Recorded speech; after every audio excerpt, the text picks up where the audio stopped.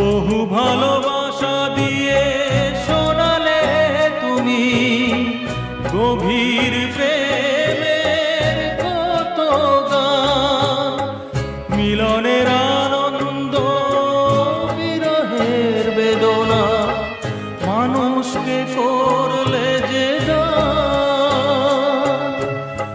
বন্ধুর কত ত্যাগ, শত্রুর ছলনা নিয়ে কত গান গেলে অবিরাম, তোমাকে জানাই প্রণাম।